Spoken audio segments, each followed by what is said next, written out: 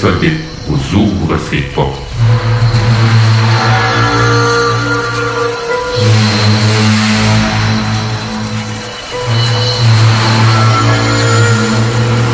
Prenons maintenant possession des ondes.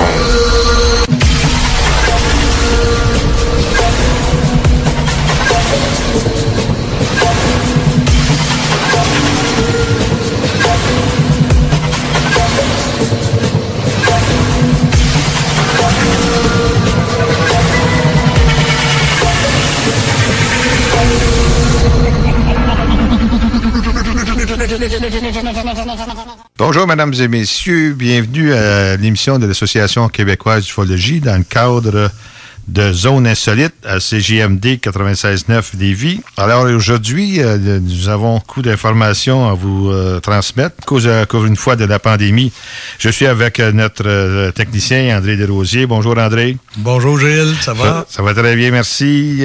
Yvon Latour, malheureusement, ne pourra pas être présent avec nous à cause d'obligations professionnelles.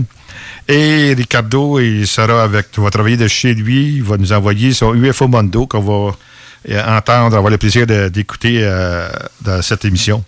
Oui, je ferai le montage après, là. Exactement. Alors, pour vous dire que c'est un peu la manière qu'on fait, c'est que on va débuter par le récit de nos cas d'observation que nous avons reçus. Je n'en ai pas pris beaucoup parce que, comme je vous avais parlé dans l'émission précédente, on avait parlé aussi dans nos cas des archives. Alors, je vais vous parler d'un cas qui avait eu lieu également à Mirabel. Et qui était c'était vraiment quelque chose de spécial, là, parce que ça impliquait une famille au complet. Et par après, je vais également vous parler, vous entretenir d'un... Vous savez qu'on reçoit des cas là, assez lourds. Et c'est moi, en principe, qui s'en occupe. Des cas qui allégués d'enlèvement ou d'êtres, d'entités extraterrestres qui ont eu des certaines... comment dirais-je, actions avec certaines personnes. C'est un cas qui date une couple d'années, une seconde, quelques années, mais qui a toujours continué jusqu'à un point que la personne, on va l'appeler Manon, a décidé quand même en réalité, il n'y a pas grand-chose qu'on pouvait faire.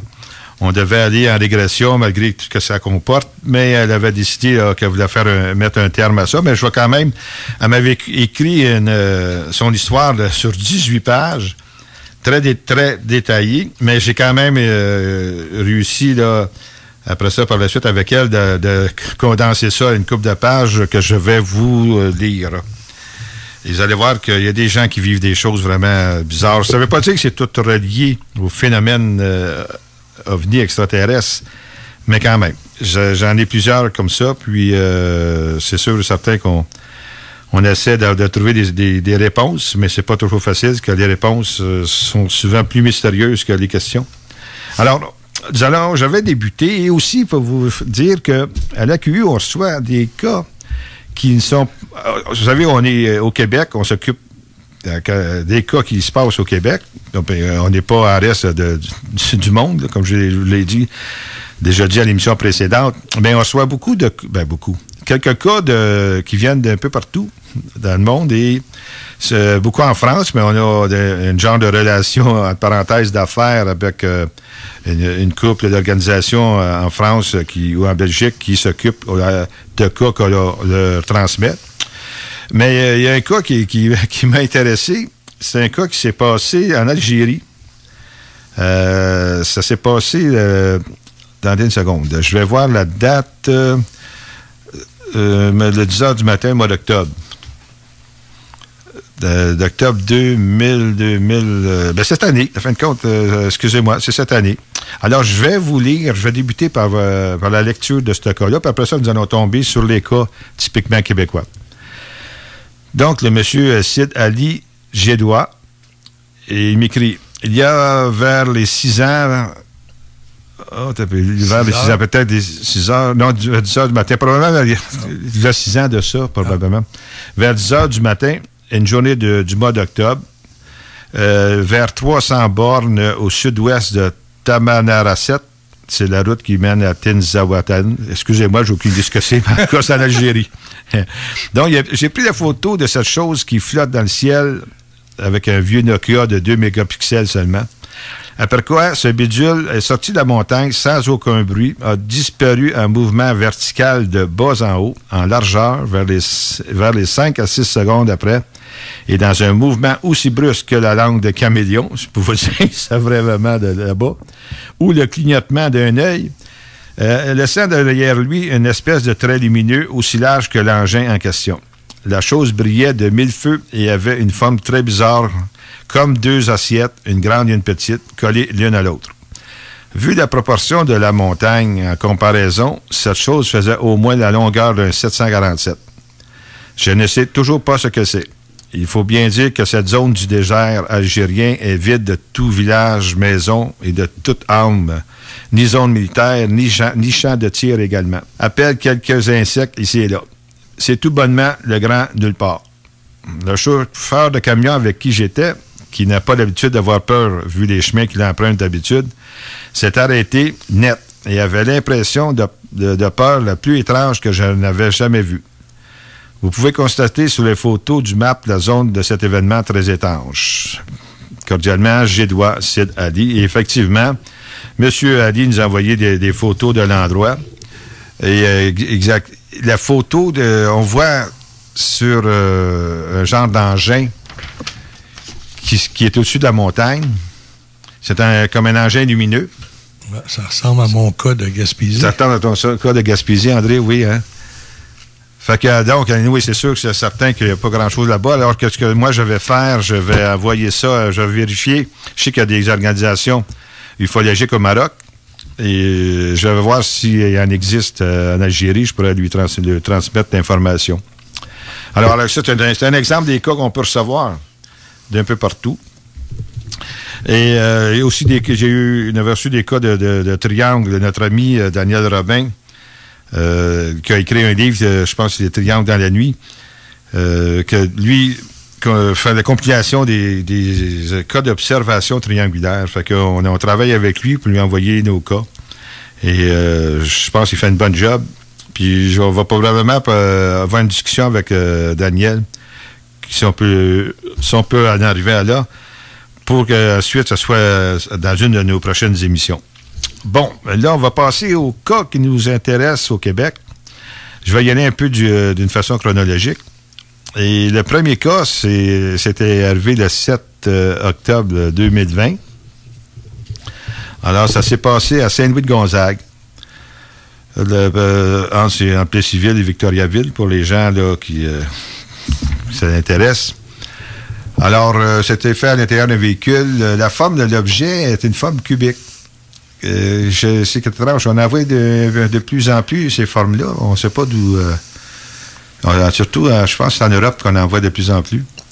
Alors, je vais vous lire... tenez une seconde. C'est aussi à la distance approximative de la hauteur. C'était la hauteur d'un arbre. Ça faisait aucun bruit. Puis ça faisait à peu près la largeur quand même complète de l'autoroute. Alors, je vais vous lire qu'est-ce qu'il y en est.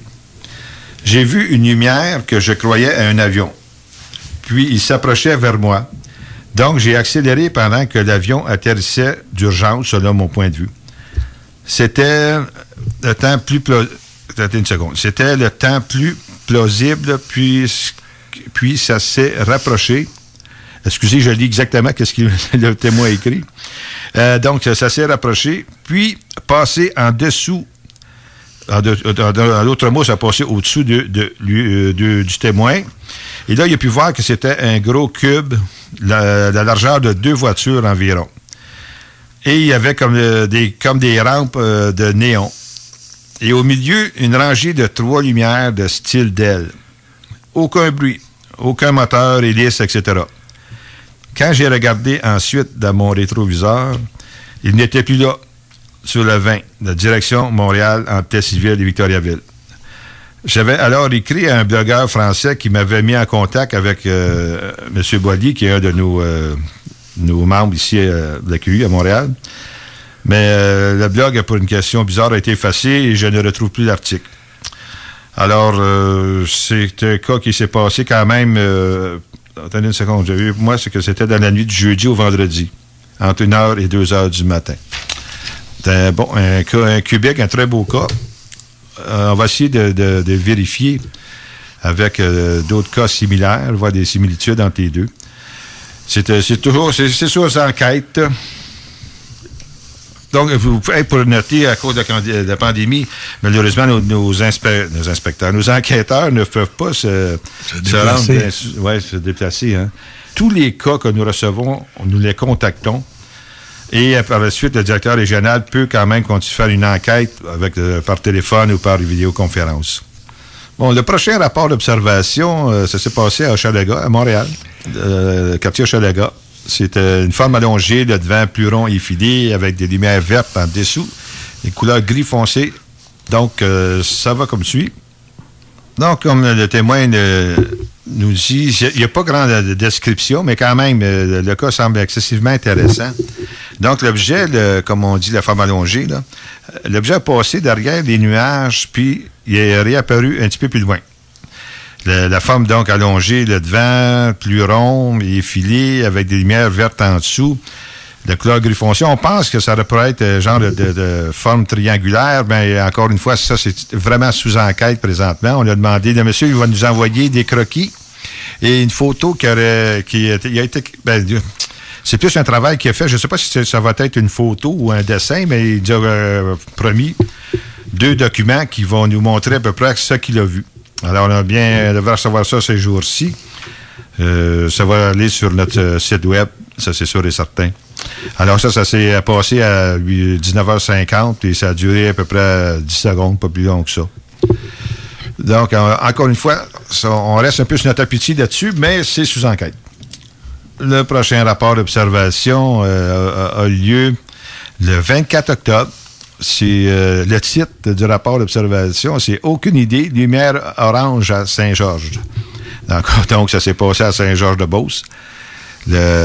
Encore une fois, le 24 octobre, attendez une seconde, Saint-Georges au sud, vers Saint-Martin dans le ciel. Le ciel était dégagé, température ambiante était à 3 degrés. La lune était visible. Alors, voici un peu son petit récit détaillé. En allant voir ma poule à l'extérieur, on est en campagne, là, on salue nos cultivateurs donc, et nos fermiers. Donc, j'ai levé la tête au ciel et j'ai revu une lumière orange. La même lumière orange qu'il y a peu de temps dans le ciel. Elle allait de gauche à droite, de haut en bas. Parfois, elle faisait des cercles. On voyait très bien la lumière vu l'absence de nuages. Elle était encore haute dans le ciel, incapable de distinguer une forme. La dernière fois, c'était à l'est, au-dessus de soit Saint-Côme, Saint-Zacharie ou du Maine. Mais cette fois, c'est au sud, au-dessus de Saint-Martin. Elle était plus proche de chez moi que la dernière fois. Nous, on pense que probablement c'est quelqu'un peut-être qui jouerait avec, qui aurait joué avec un drone. Je pense avec les lumières en haut, à droite. Je vois pas la raison pourquoi que un objet extraterrestre pouvait... malgré que ça se peut, on a vu des lumières faire ça, là, des lumières nocturnes. Mais de gauche à droite, de haut en bas, puis parfois, elle faisait des cercles, là, ça se peut que ça soit un drone. Alors, notre directeur régional s'occupe de ce cas-là.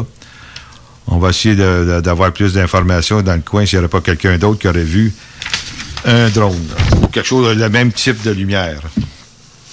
Et nous passons... un autre. Ça, là, c'est quand même assez bien. Ça s'est passé à Saint-Benoît-de-Mirabel, semblable à un avion, mais énorme. Je ne peux préciser. Quelques lumières blanches et rouges sur l'objet. Saint-Benoît-de-Mirabel. Alors, ça s'est passé la date de 26 octobre à Mirabel, effectivement. Le témoin est un naturopathe, intervieweur médical. C'est près de la rame de Lafrenière qu'on connaît bien, André. Oui. On va aller au bateau.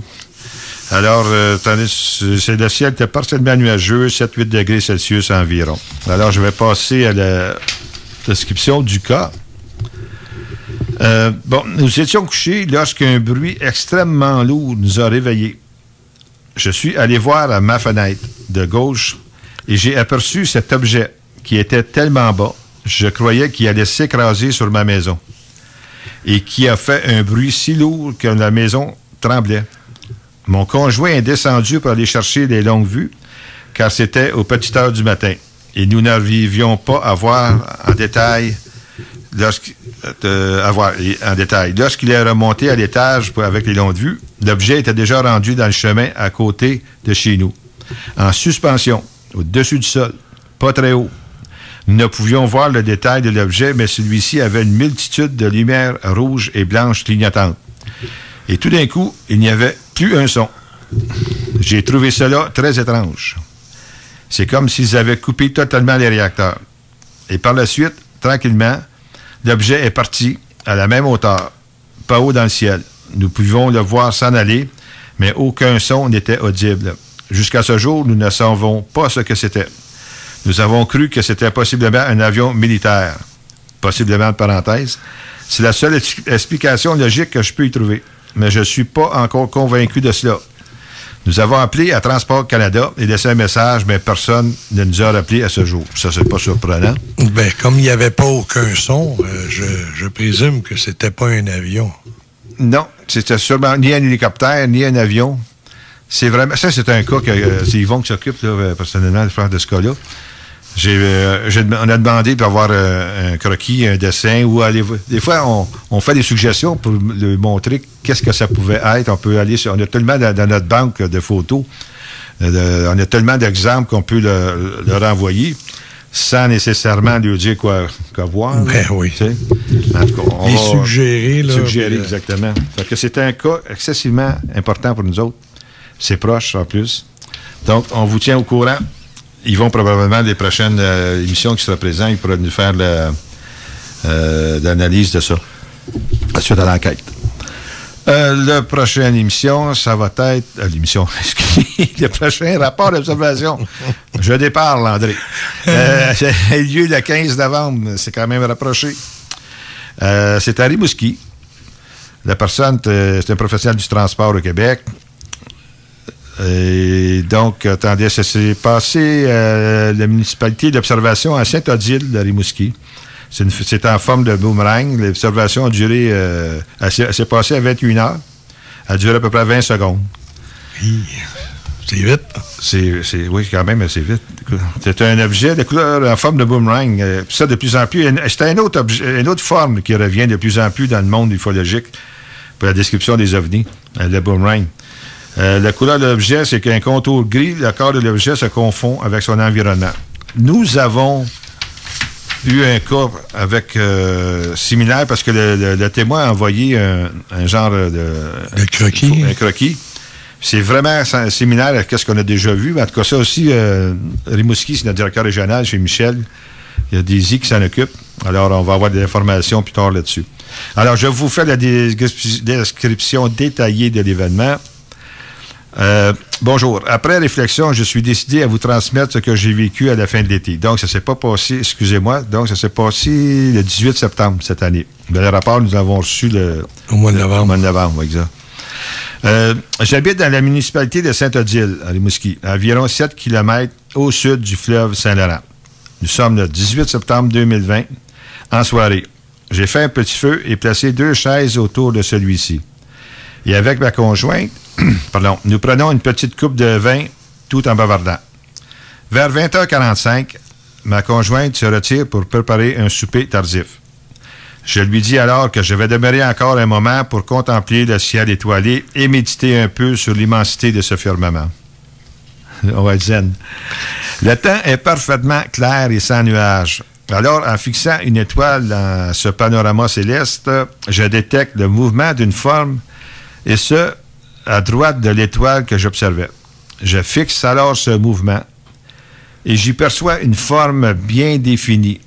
C'est un objet en forme de boomerang dont les contours, les arêtes, sont d'un gris pâle et ce gris pâle précise la forme. Donc, le croquis, c'est le croquis qui a envoyé donne l'information. J'utilise le mot « précise » car le cœur de l'objet est parfaitement à la même teinte que le firmament. Toujours en observant l'objet qui se déplaçait lentement du sud-est vers le nord-ouest, j'ai pu détecter, mais à peine perceptible, dans le cœur de l'objet de subtils contours, comme des anneaux. Mais ce n'était pas parfaitement défini. Le nombre d'anneaux était difficile à évaluer, 10, 12, peut-être plus. Aussi, quand j'observais ces fins détails, l'objet me semblait translucide, comme si je voyais à travers. Car, outre les contours le cœur de l'objet semblait se confondre avec son environnement comme un caméléon. Difficile à décrire, mais je dois dire encore une fois que c'est une caractéristique qu'on peut voir de ces engins. C'est vraiment bizarre. C'est comme si on voyait au travers, d'une certaine façon. Là. Moi, je sais pas, peut-être un genre de matériau. Mais si, on prend comme supposition, c'est extraterrestre, donc des centaines de milliers d'années d'avance sur nous, peut-être ils auraient développé... C'est ça, une technologie de rendre comme invisible. Absolument, absolument, parce que j'ai, en parenthèse, j'avais mes deux beaux-frères, qui étaient, ça fait plusieurs années de ça, qui étaient revenus. Il était parti faire une commission le soir, puis il avait vu, il était revenu à la maison paniqué, puis parce qu'il avait vu comme un objet très sombre, genre triangulaire, mais il voyait dans le ciel, puis ça cachait les étoiles. Donc, ils ont vu qu'il y avait quelque chose, mais étrangement, dans le centre, il voyait des étoiles. Il était toujours... Ah, mon c'est bizarre, Dieu. c'est weird, c'est vraiment étrange, là. Fait que donc, c'est pas d'aujourd'hui, là, que ça... Que ce genre comment dire, cette caractéristique là, existe. Donc, je continue. Le déplacement de l'objet qui est passé directement au-dessus de ma tête a duré environ une vingtaine de secondes, dont le parcours rectiligne. Le parcours rectiligne s'est traduit par un arc de cercle environ 100 degrés, c'est-à-dire de l'apparition à la disparition. La vitesse était lente et stable. La dimension de l'objet était une appréciation relative et considérant que je n'avais aucun repère fiable, je ne peux déterminer celle-ci. Cependant, j'allonge mon bras tout en fixant mon pouce. La longueur de celui-ci serait tout juste suffisant pour masquer l'envergure du boomerang. Donc, c'est quand même assez grand. Malheureusement, c'est la seule mesure relative que je peux vous donner de cette observation. Il faut le préciser, je ne l'oublierai jamais. Je comprends. Là, il rajoute des détails. Aucune lumière n'a été observée. Aucun bruit. C'est une silence complet. Vitesse constante comme un planeur. J'ai d'ailleurs pensé qu'il aurait pu s'agir d'un avion furtif américain, mais la forme ne semble pas collée au prototype trouvé sur le net. Et d'ailleurs, quel intérêt à survoler furtivement Rimouski? Il n'y a aucun son non plus. Ah, exactement. Trajet le fait d'avoir aucun son, c'est vraiment typique au triangle. Hein? Le style de forme aussi de boomerang, de triangle, tout ça. Mon feeling est que cet objet était très haut, en altitude, et sans doute de très grande dimension. Mais ce n'est qu'un feeling. Après ce moment, je me suis apprécié d'aller dessiner sur un tableau dans mon atelier ce que je venais d'observer. J'étais heureux d'avoir enfin pu observer ce que je juge un ovni. Je profite de l'occasion pour vous féliciter, les créateurs, organisateurs et présidents de votre association. Ah, merci. Votre mission m'apparaît des plus nobles et bénéfiques à la recherche et à la compréhension de la réalité ovni. Salutations cordiales. Ben, merci, mon cher monsieur, mais je veux vous dire que votre rapport est excellent. Alors, votre croquis également est excellent. Un très, très, très, très beau cas que Michel va travailler. Il va enquêter. Merci bien. Là, le prochain. Bon, le prochain rapport d'observation, c'est le titre, le triangulaire noir à Saint-Hyacinthe. C'est un des cas que j'avais envoyé à mon ami Daniel Robin. Alors, ça s'est passé à Sainte-Pie. Le témoin devient de Sainte-Pie, mais le cas s'est passé à Saint-Hyacinthe le 19 novembre, quand même, c'est assez récent. Donc, ça a duré à peu près une dizaine de minutes. C'est quand même un peu long. Ça s'est passé à 9h45. Bon, je vais vous lire la description détaillée de l'événement. Donc, le lieu d'atterrissage n'a pas eu, mais au début, l'objet semblait vouloir atterrir près d'Hydro-Québec, mais c'est soudainement dirigé vers mon véhicule en marche pour ensuite passer lentement une dizaine de mètres de mon toit de voiture pour repartir vers Saint-Hilaire et disparaître en quelques secondes. Alors là, j'y vais avec la description détaillée. Nous étions le 8 novembre 2020, 21h45.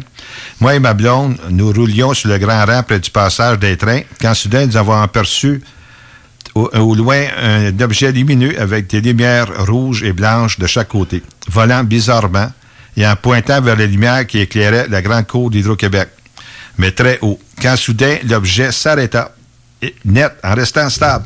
Tout d'un coup, l'objet se dirige vers nous, vite, mais lentement à la fois, bizarre. Une sensation de flottement dans l'air. Rendu vers mon auto, l'objet triangulaire noir, mais avec un certain relief, nous montre le dessous noir indescriptible. Il a survolé ma voiture pendant quelques secondes pour repartir soudainement vers Saint-Hilaire, mais en disparaissant soudainement dans la pénombre. Une apparition que moi et ma blonde ne cessions de nous rappeler. Alors, mesdames et messieurs, nous allons arrêter là pour la pause et en revenant, nous allons continuer sur un autre cas. Et également, je vais demander à mon ami André de nous parler de son fameux cas à Gaspésie. À bientôt.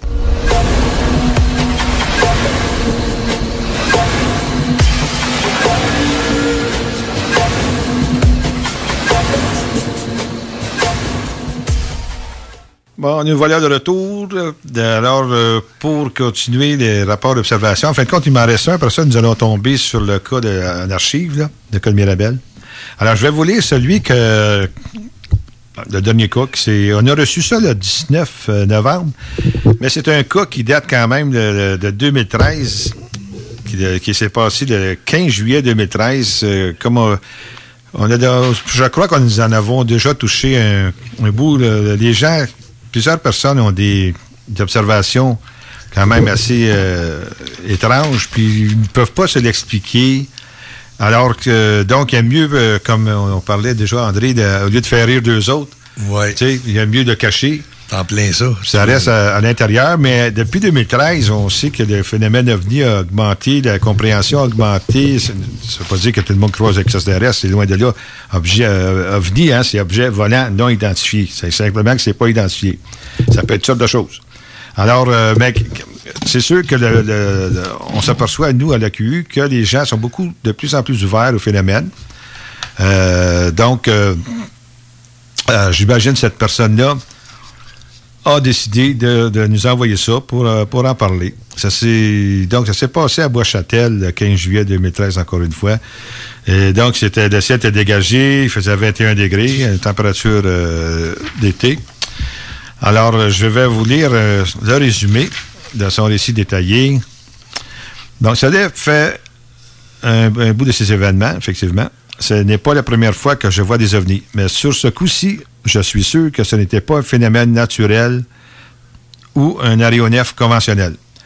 Et de loin, je suis certain qu'il ne s'agit ni d'un avion, ni d'un hélicoptère, et ni de fameux ballons météorologiques, puisqu'il y en avait 3 côte à côte. Il ne devrait pas plus avoir plus de 15 mètres entre ces objets. Bon, commençons. C'était un jour d'été comme les autres. Ce matin-là, je m'en souviens très bien, mon frère et moi étions forcés d'aller jouer dehors par nos parents. Donc, vu que nous n'avions rien d'autre à faire dans notre cour, nous sommes allés au parc au bout de ma rue, se balancer dans les balançoires. Donc, c'était un soleil de midi, mais plutôt non, c'était pas un soleil de midi, mais plutôt un soleil du matin. Donc, j'étais assis sur la balançoire de droite, celle la plus proche des modules de jeu. Il y avait des parents avec leurs enfants qui jouaient. Pendant qu'on se balançait, je me souviens d'avoir retourné la tête en arrière pour voir je ne sais quoi dans le parc.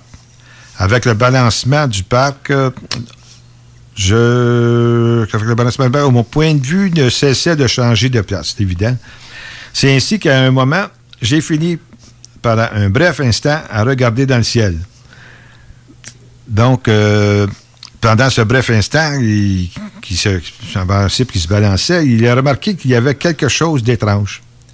Donc, je continue. J'attends que ma vue revienne vers le ciel pour vérifier ce que j'ai vu. Encore une fois, je n'y comprends pas ce que je vois. Donc, je m'arrête de me balancer et je me tourne vers mon frère afin de regarder le ciel. Je ne me souviens pas de lui avoir pointé la direction, mais je sais qu'il les a vus aussi. Par la suite, je regarde dans le ciel et je vois 3 objets métalliques en haut de la cime des arbres. Ils bougent en direction de Québec, de la ville de Québec. Quelques secondes passent et puis les objets dépassent la cime des arbres. Donc, ils sont complètement visibles. Il n'y avait pas de nuages ce matin-là, du moins pas ce que je sache. Les 3 objets de forme ovale avançaient très lentement, ce qui m'a permis de les observer pendant plusieurs minutes. Je ne parlais pas à mon frère, qui était tout aussi surpris de la situation. Les objets étaient entièrement métalliques. Il y avait une sorte d'anneau noir sous les ovnis. Je ne saurais dire qu'il s'agit de l'ombre sous les objets ou qu'il s'agit de bel et bien d'un détail architectural voulu. Il était sphérique, pas d'angle droit, ni de fenêtre apparente. Selon moi, il volait en formation, puisqu'ils se suivaient l'un derrière l'autre. Je sais très bien qu'il ne peut s'agir d'aéronefs faits par l'homme, puisqu'il est impossible pour un avion ou un hélicoptère de voler à une quinzaine de mètres d'un autre aéronef, à part peut-être des avions militaires, puisque les avions peuvent causer des turbulences très importantes après son passage, un peu comme un bateau et son sillage. De plus, il est strictement interdit aux avions civils de voler à la même altitude, ce qui semble logique. Finalement, les objets ont fini par disparaître à l'horizon et tout de suite après, j'ai senti un malaise. Donc, je suis immédiatement rentré chez moi. Je l'ai par la suite raconté à mes parents et je suis toujours aussi persuadé que ce que j'ai vu n'était pas un aéronef conventionnel. Alors, c'est toute une belle description d'OVNI, d'observation. On a demandé aux témoins, c'est Jean Morissette, qui est directeur régional de Québec, s'il pouvait essayer de contacter son frère. Fait que, on va contacter Jean, on va discuter avec lui, travailler avec lui sur ce cas-là. Alors, c'était la fin, le dernier cas d'observation que nous avons eu. Nous avons reçu à la QI. Nous en avons reçu beaucoup plus, mais j'ai pris quand même peut-être les plus intéressants pour cette lecture. Et là, nous allons passer à ce qu'on appelle la rubrique archives de l'AQU. C'est un gros cas que je me suis occupé personnellement avec Guy Lemieux. Ça s'est passé à Mirabel, au camping Mirabel. Guy était directeur, il est toujours membre de l'AQU, mais il était à l'époque directeur régional pour les Basses-Laurentides. Et présentement, suite à son emploi du temps, c'est quand même difficile pour lui de continuer. Alors, il est toujours dans l'AQU, mais peut-être d'une façon là, plus passive. Donc, je vous fais un peu la lecture de ce qui s'est passé. Je vais vous lire un peu le rapport, un résumé du rapport que Guy a écrit. Et par la suite, je vais vous lire le récit détaillé de l'événement que nous avions reçu à l'époque là, sur le site web. Donc, le titre Nuit mystérieuse en camping à Mirabel. Donc, nous avons rencontré des témoins le 31 août 2013, Guy et moi. Les témoins, là, il y avait cinq personnes. Il y avait Luc, le père, Annick, la mère, et les 3 enfants. Les enfants étaient âgés entre 10 et 15 ans. L'endroit, c'est le camping Mirabel.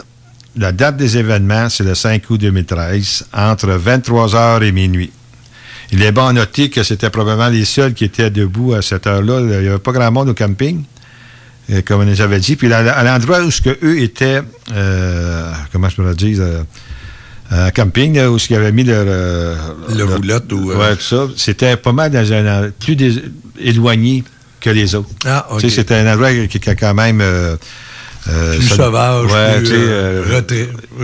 retiré, exactement le mot que je cherchais. Donc, lors de la rencontre avec les témoins, les faits relatés sont identiques à ceux décrits sur le site. Et les 5, nous avons demandé aux 5 de faire un dessin, lorsque nous étions là, pour dessin pour montrer ce qu'ils avaient vu. Quand ils ont fini leur dessin, on ne voulait pas qu'ils trichent, comme de raison. Les 5 dessins étaient vraiment similaires, à l'exception de quelques petites variances ridicules. Vraiment, donc, pour nous, c'est vraiment, ils ont tous vu la même chose. Donc, voici des précisions là, un peu supplémentaires des témoins, comme écrit Guy.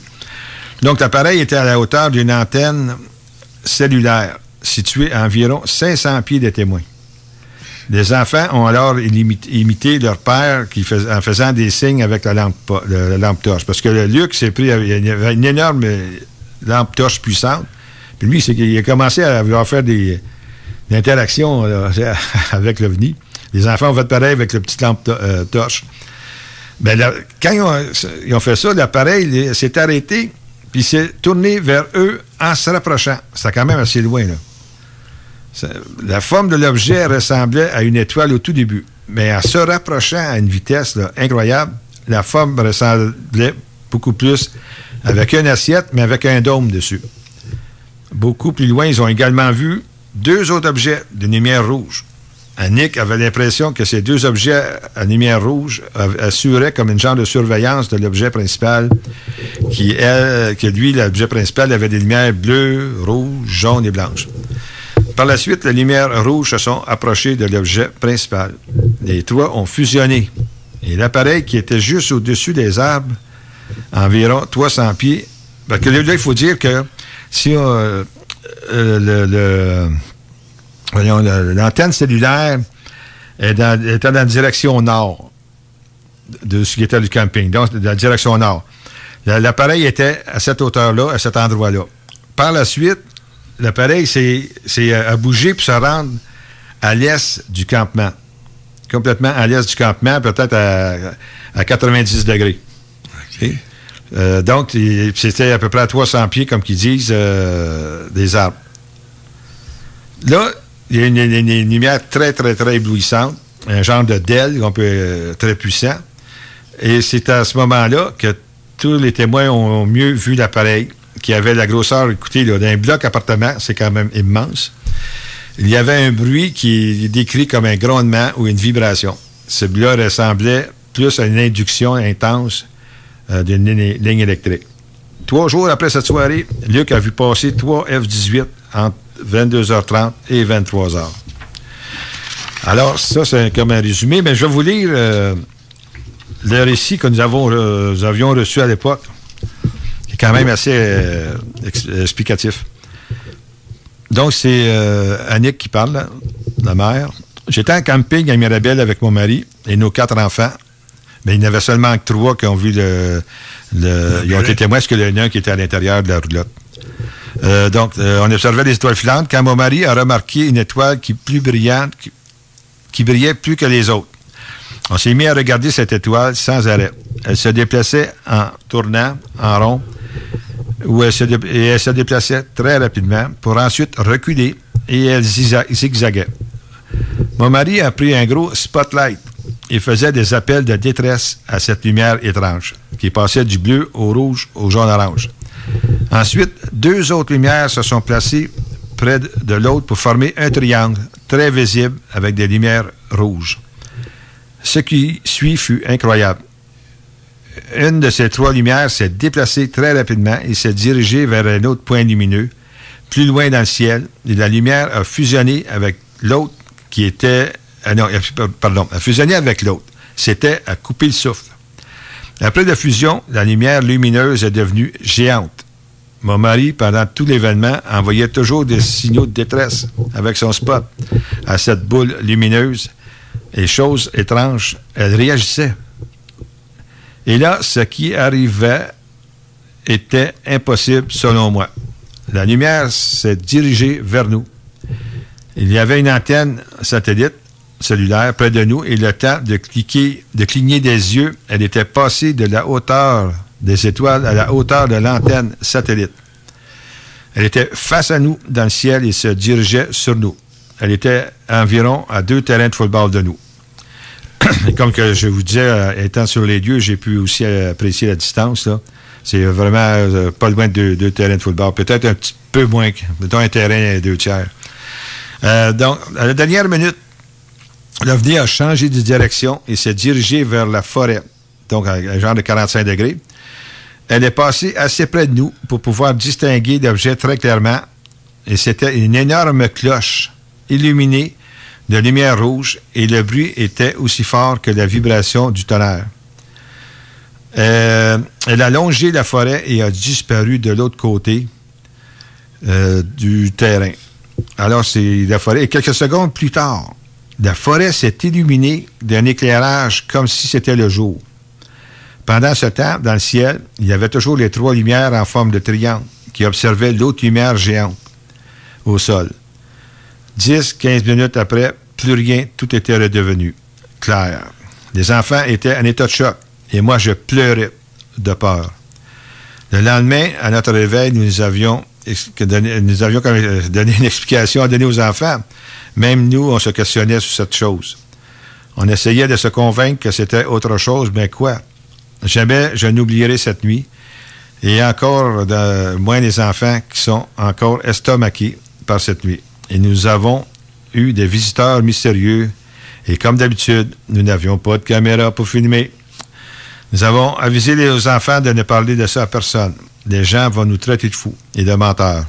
Personne ne peut croire à cette histoire, à moins d'avoir été là en ce 5 août 2013. Et je peux vous assurer que, en ayant parlé avec ces gens, je crois 100% à leur bonne foi. Ils ont vu quelque chose, c'est sûr et certain. Les dessins, je pense pas qu'ils se seraient... Tu sais, ils auraient dit ensemble, OK, on va cliquer les mêmes dessins. C'est ça, exactement. Ça se peut pas, là. Donc, les dessins sont vraiment... J'ai les dessins à ma possession, le QU, avec la vidéo, tout le tralala. Alors, puis, qu'est-ce qui est étrange, André, c'est que par la suite, Luc, lui, il travaillait comme à la rénovation de la prochaine maison. Mais c'était quand même assez... il y avait de l'ouvrage à faire, mais il était témoin d'un phénomène bien, bien bizarre dans cette maison-là. Un point tel qu'il a tout arrêté puis il a dit bye-bye. Oh. Il dit 2 événements de cette ampleur-là dans une année, là, non. C'est assez. C'est assez. Je le comprends très bien. Oui, moi aussi. Bon, ben là, mon André, c'est à ton tour de nous parler d'amour. Non, ben de nous parler de tes observations. Mesdames et messieurs, on a la chance d'avoir André, toujours qui est là.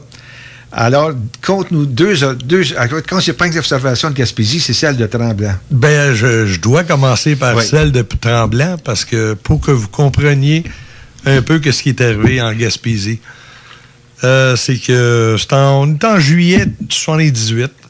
J'ai décidé d'aller faire du camping avec une de mes amies, mais c'est vraiment avec une tante. On a 18 ans tous les deux. Ça fait qu'on est jeune, on a une tante, on n'est pas assez riche pour avoir une tante roulotte ou quoi que ce soit. Puis nous sommes allés au parc du Mont-Tremblant. Je ne sais même pas si encore aujourd'hui c'est disponible. C'est par la barrière Laboulé. La majorité du monde passe par la barrière le lac Monroe. Ça, c'est la partie qui est plus connue. Oui, oui. Moi, j'aime toujours faire du camping sauvage, justement. Fait que mon père me laissait tout seul avec mon petit frère dans le temps à ce lac-là. J'avais 13 ans, mon frère avait 10 ans, puis on passait la semaine seul à ce lac-là. Seul? Oui, dans ces années-là, le DPJ, ça n'existait pas, je pense. Mais de toute façon, on aimait ça. Ça fait que j'ai amené Hélène, qui se trouvait être une de mes amies depuis l'âge de 16 ans. Je l'ai amenée là pour profiter de faire du camping, puis montrer justement que c'est tellement la nature que même les animaux, ils viennent le soir près de nous au feu. Puis là, c'était la pénombre, ça venait, le coucher de soleil, le soleil venait de se coucher, puis là, on est en train de faire un feu, on est en train de jaser en face de l'autre, au lac de la Fourche. Puis à peu près, disons que le lac de la Fourche a peut-être un demi-mille de long par...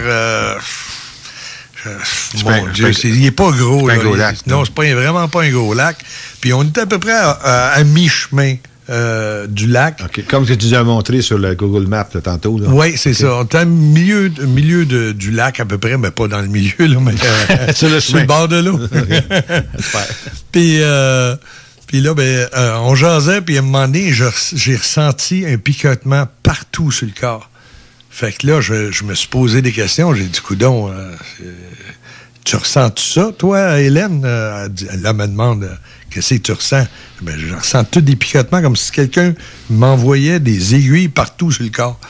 Fait que finalement, je fouillais partout. Quand j'ai regardé dans les airs, juste au-dessus de moi, à 90 degrés carrément, là, j'ai vu 5 objets rondes. À peu près, si vous mettez les mains, là, faire un cercle, c'est à peu près 3 pouces que je voyais. 5 objets en formation de V. Je peux vous dire que c'était 5 objets différents.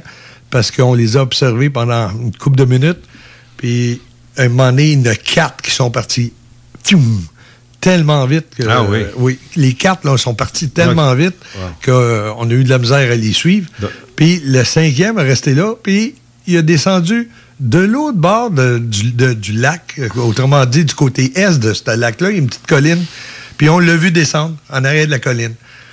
Mais comme je faisais du camping depuis des années à cet endroit-là, je peux vous garantir qu'il n'y a aucun chemin à cet endroit-là. Fait que on jasait, on continuait, on était excités, on jasait de ça, puis mais à un moment donné, j'ai vu qu'il y avait une lumière qui se promenait dans le bois. Justement de l'autre bord du lac, vis-à-vis nous, il y avait une lumière, quelqu'un qui descendait en marchant, descendre la colline, en marchant, s'en allant vers le lac. Puis à un moment donné, on a eu, ça s'est rendu juste sur le bord du lac. Nous autres, on l'observait, puis on disait plus un mot. Puis là, ben, on a eu l'équivalent d'une flashlight dans le feu. Puis après ça, on s'est levé, puis on a été se coucher. Puis on sait vraiment pas pourquoi que le lendemain, on s'en est parlé, puis on s'en parle encore aujourd'hui. Comment ça se fait qu'on a réagi comme ça? On était excités, question de « qu'est-ce que c'est ça? » Puis on a eu une lumière dans la figure, puis on a été se lever, puis se coucher. Cette lumière... Mais, OK, maintenant, tu dis la largeur du lac, c'est à peu près combien de pieds? Moi, je dirais, mettons, 400, 500 pieds. Ça veut dire que la lumière était forte en montadie. Oui. Dans le visage. Dans le visage. Mais c'était vraiment à la grosseur d'une flashlight. Ah, ouais. On pouvait voir là, que c'était vraiment à la grosseur d'une flashlight. Là, puis, vous avez dit, allez vous coucher. Oui, on s'est levé et on a été se coucher. Pareil. Oui, je ne sais pas pourquoi on a réagi comme ça. Puis depuis ce temps-là, moi, je capote ces ovnis. Ben oui.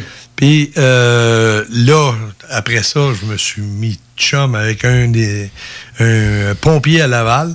Et là, je suis rendu en 81, en juillet 81, on décide d'aller faire du camping sauvage, mais en Gaspésie.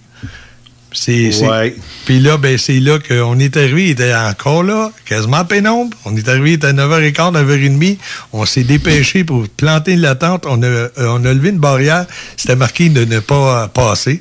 On voyait que c'est une belle colline, pas d'arbres, rien. Fait qu'on a décidé, on a levé la barrière, puis on a décidé de monter. Passer pareil. Bon. Passer pareil. On était délinquants, là, le 21 ans. Ouais. 2 gars de 21 ans, on était un petit peu délinquants. Fait qu'on s'installe au-dessus de cette colline-là.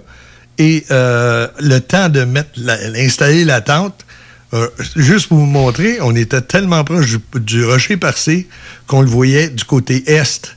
On voyait la baie, puis on voyait du côté est le rocher percé. Okay. Mon auto pointait vers le nord.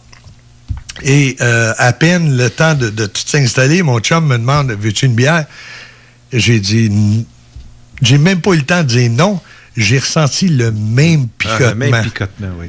Mais extrêmement fort. Là, c'était, je dirais, 3 fois plus fort qu'à Tremblant. C'est pour ça qu'il fallait que je vous parle de celui de Tremblant en premier. Ouais. Puis là, qu'est-ce qui est arrivé, c'est que j'ai pogné le poignet de mon chum, puis j'ai dit, il va se passer quelque chose. Mais comme lui est au courant que j'aime les comme affaires d'ovnis, puis tout ça, il dit, toi, puis tes ovnis. Puis comme de fait, il l'a vu lui avec. C'est arrivé du côté est, côté ouest, excusez, parce que est, c'était le rocher percé. Du côté est, c'est arrivé, là. Puis sans aucun bruit, c'était immense. Je dirais, là, à peu près la grosseur d'un terrain de football. Wow. Pas un ballon, là, mais un terrain de football. Un terrain de football. Ça avait vraiment l'air métallique comme ceux de Tremblant, sauf que c'était immense. Mais quelle forme ça avait? C'était l'équivalent d'une soucoupe, comme tout le monde l'a décrit. Oui, ronde. 2 assiettes, une par-dessus l'autre, sauf qu'il y a un espace entre les deux qui était toute vitrée. Puis, c'est tous les espaces vitrés, tout le tour, c'était l'équivalent comme, mettons, un panneau de 4x8, d'une planche de plywood 4x8, puis ça changeait de couleur. Ça n'arrêtait pas de changer de couleur. Ça s'est mis installé juste devant mon véhicule. on pouvait l'observer pendant 15 minutes de temps. Puis on était là, mon ami me dit, prends la caméra, puis prends des photos. J'ai même fait un zoom sur l'appareil, mais c'était tellement gros, je voyais pas. Avec mon objectif, je voyais pas tout l'objet. Je voyais juste une partie de l'avion. Puis l'avion, ça avait aucun bruit, ouais. Ben, ça n'a pas de bon sens, ça précis. Ben, t'as-tu pris... J'ai pas pris de photos. J'ai dit... ça sortira pas comme il faut. Puis j'ai pas pris de photos. Puis là, mon ami me disait d'allumer mes lumières parce que ça aurait éclairé directement sur eux autres. Okay. Là, j'ai dit, t'es-tu malade, toi, t'es fou? Fait que non, j'ai pas allumé les lumières. On l'a observé encore là une quinzaine de minutes de temps. Puis c'est quand ça a décollé. Ça a parti verticalement tellement vite qu'on a notre œil, puis c'est immense, l'œil n'a même pas pu suivre. C'est tellement que ça a levé vite, mais c'est le déplacement d'air qu'on a senti. C'était effrayant. Effrayant. Fait que c'était... Écoute, ça n'a pas de bon sens. Puis tout le restant de la soirée, on le voyait au-dessus de l'océan. Ah oui? Un petit point, puis il se promenait, il oscillait de haut en bas, de gauche à droite, toute la soirée. Je pense que on va... Maintenant, toi, tu sais que tu m'as raconté que tu as un taux de fer plus haut que la normale. Exactement. C'est ça qui fait faire les vibrations. Ben, je l'ai su en 87 que mon taux de fer était 4 fois plus élevé que la normale. C'est pour ça que je ressentais ça. C'est ça, parce que c'est pas... Dans l'ufologie, dans plusieurs cas, les gens qui ont subi des examens à la suite d'observation, il y avait un taux de fer de plusieurs. Ah oui. D'autres qui ne reçoivent rien, d'autres, c'est ça. Fait que je suis un détecteur d'OVNI. Détecteur d'OVNI, ambulant. Merci beaucoup, André. C'est super bon. Nous allons vous laisser pour une pause et nous vous revenons par la suite pour la continuation de l'émission. À tantôt.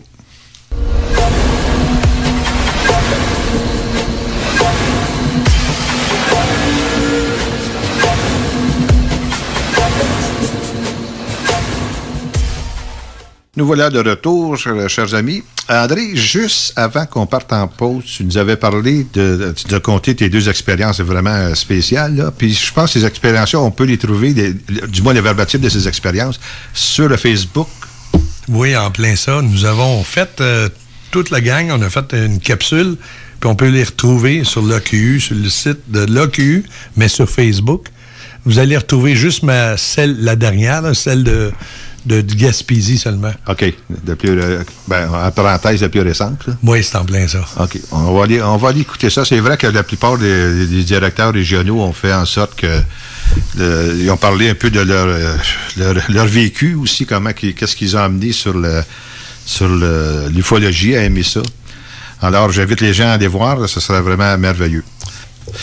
Maintenant, nous allons passer des micros, comme je pourrais dire, à Ricardo Melfi. Ricardo, vous le connaissez.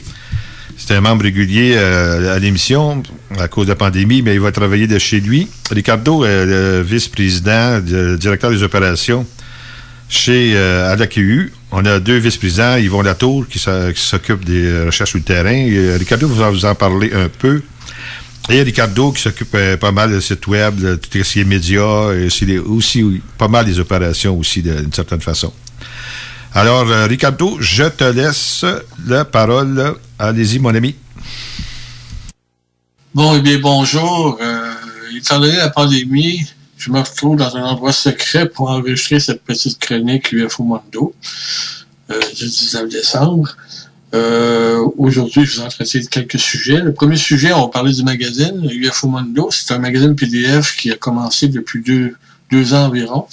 C'est un magazine qui est publié gratuitement sur le site web de l'AQU.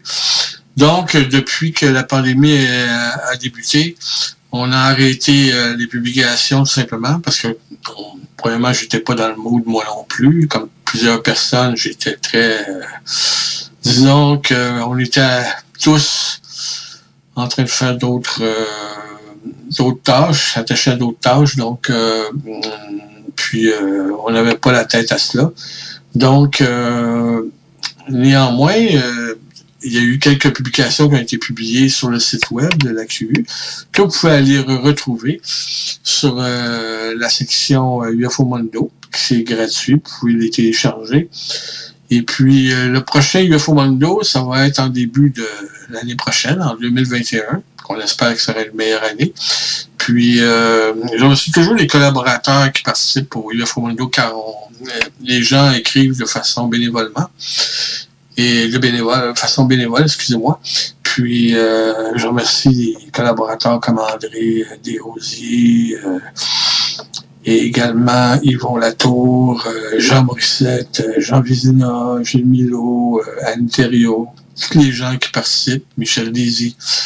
Puis on espère c'est une très belle équipe, puis on espère qu'en 2021, on va retrouver tous ces gens-là pour écrire de nouveaux articles et de donner leur point de vue sur les différentes observations et les différents sujets qui touchent l'ufologie, car on sait que l'ufologie, c'est vaste. Ça part des enlèvements, ça part des phénomènes qu'on pourrait dire naturels, et des cas qui rentrent. Également, à l'AQU, on parle de cas qu'on essaye de résoudre avec Yvon Latour, naturellement, André Desrosiers, nos enquêteurs, Jean Morissette et Michel Dézy. Puis, on parle de mythologie également, avec Anne Thériault. On parle beaucoup de on appelle ça, la cryptozoologie. Puis, il y a Gilles également qui amène son point de vue au point de vue de l'actualité ufologique au Québec, de ce qui se passe également. Donc, c'est une belle gang, puis on espère... je voulais faire aussi une annonce, je demandais si jamais il y a des gens qui veulent nous soumettre des textes à l'AQU, bénévolement, naturellement, parce qu'il y a personne qui est rémunéré à l'AQU. Des textes de 2 pages sur les sujets qui touchent l'ufologie. J'ai décidé de mettre une section lecteur, donc si jamais il y a des gens qui sont intéressés, vous pouvez nous contacter naturellement par le site web de l'AQU. Donc l'AQU a un site web, l'adresse est le www.ovniexpert.com, et puis c'est un site web qui existe depuis 2013. Depuis 2013, les gens peuvent y référer pour pouvoir remplir un questionnaire et parler de leur observation, donc de rendre témoignage de leur observation. Et puis, il faut comprendre de la manière que l'AQU fonctionne, c'est quand les gens remplissent le questionnaire, les informations restent sur le site web. Donc, excepté les informations personnelles, comme le nom, la personne, l'adresse, et son adresse, et tout ce qui concerne les gens au point de vue de la scolarité, etc. Donc, ça reste... c'est des données qui sont confidentielles, qui restent cachées. Mais l'observation y est colligée, tout simplement. Puis, naturellement, on regarde toujours le verbatim du témoin. Donc, c'est le témoin qui décrit l'événement. Donc, le verbatim du témoin est conservé également dans le questionnaire. Donc, malgré, même s'il y a des petites fautes d'orthographe et que ce n'est pas grave, ça donne de l'authenticité au témoignage de toute façon. Donc, pour cela, pour le questionnaire. Puis sur le site web de l'AQU, vous allez retrouver plusieurs tableaux, des signalements et également plusieurs informations sur différents sujets. Comme tantôt, je parlais du UFO Mundo, naturellement. Et puis, il y a aussi le ciel du mois que vous pouvez retrouver. Jean Vizina, qui est notre spécialiste qui concerne toutes les expertises scientifiques, fait le ciel du mois et le présente. Naturellement, à l'époque, on faisait ça en personne durant les soupers ufologiques, mais depuis la pandémie, étant donné on pourrait dire temporairement canceller les soupers, les arrêter. Donc, on fait les ciels du mois, puis on les place sur le site web de l'AQU. Et vous pouvez avoir une liste aussi des directeurs régionaux. Donc, quand vous avez un cas, puis vous voulez contacter quelqu'un, vous vous référez à la région où vous habitez. Donc, il y a le directeur régional, l'enquêteur qui est attaché à une région du Québec. Comme par exemple, si vous contactez la région de Montréal, il va y avoir un directeur régional avec une adresse courriel. Donc, vous contactez toujours les gens par courriel. Il n'y a pas de téléphone, naturellement. L'AQU a enlevé son numéro de téléphone car c'était pas très user-friendly, qu'on pourrait dire. C'est pas assez rapidement. Mais si vous contactez la personne par courriel, la personne pourrait vous rappeler. Puis vous pouvez pouvoir discuter avec cette personne de votre observation naturellement. Donc, en parlant aussi du Facebook de l'AQU. Le Facebook de l'AQU, donc, notre Facebook, c'est un peu comme notre carte de visite. Donc, il y a des gens, quelquefois, qui nous contactent par Facebook. Personnellement, je préfère que les gens contactent par le site web de l'AQU, qui se réfère donc aux adresses courriels, soit de la direction ou des enquêteurs, car par Facebook, c'est moins confidentiel et également, je trouve que le temps on a beaucoup de choses à faire et donc on n'a pas le temps vraiment de filtrer et de commenter les messages qui sont envoyés sur la boîte de messagerie du Facebook en question. Quelquefois, j'y réponds, mais je préfère toujours référer les gens au site web. C'est plus facile pour nous de traiter et c'est plus confidentiel, plus sécuritaire naturellement.